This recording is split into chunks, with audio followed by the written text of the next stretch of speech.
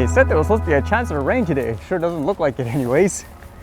And what's going on today? This was kind of interesting. You've heard the news where when it comes to the Olympics this year, there was a lot of news about how they're concerned about drones and how to counter them. It seemed like they weren't prepared. But for this, I don't think this was what they were thinking about in terms of, I guess, drone issues. How about this one? This one says, Olympic soccer spygate. Canada staffer detained. Coach sent home after drone incidents. So it makes me wonder, what were they doing? Were they trying to cheat, for example? It says a Canada soccer staffer was caught flying a drone over New Zealand training earlier this week as the two teams prepared to meet on opening day of the women's soccer competition here at the 2024 Olympics. The staffer, Joseph Lombardi, was detained and has now been sent home from the games, the Canada Olympic Committee said Wednesday. But only after French police searched his hotel room, recovered the drone footage, and got him to admit that the videos of two closed training sessions had enabled him to learn the tactics of the opposing team, the local prosecutor's office said in a statement. Wow, that's crazy.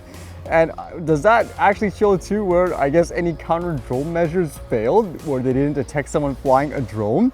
It says his boss assistant, Coach Jasmine Mander, has also been removed from the Canadian delegation and sent home as punishment, the COC said.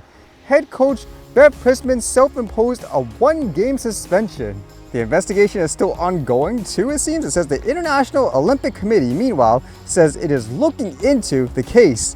FIFA, global soccer's governing body, is also investigating.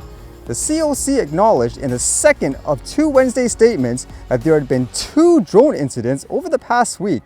It said it is shocked and disappointed. Priestman and the COC both apologized to New Zealand Soccer Federation, to the New Zealand Olympic Committee, and to all the players affected, saying, quote, I am ultimately responsible for the conduct in our program, Priestman said in a statement. She said she would voluntarily withdraw from coaching the match against New Zealand to emphasize our team's commitment to integrity and with the interests of both teams in mind and to ensure everyone feels that the sportsmanship of this game is upheld.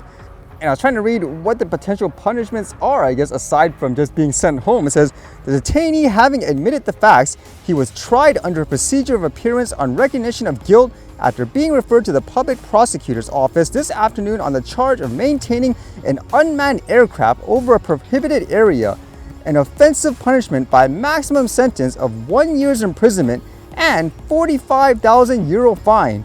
As part of the proceedings, he accepted a suspended sentence of 8 months imprisonment in the presence of his lawyer, as well as confiscation of the seized equipment.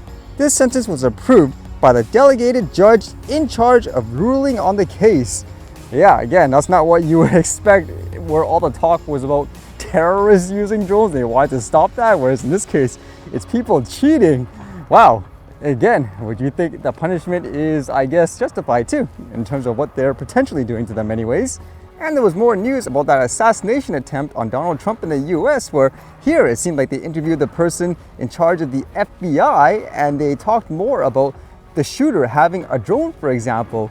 In terms of the actual details, interestingly enough, they were saying there was no video evidence or anything like that, but I guess they were able to see things like the flight path to show where he was flying in general.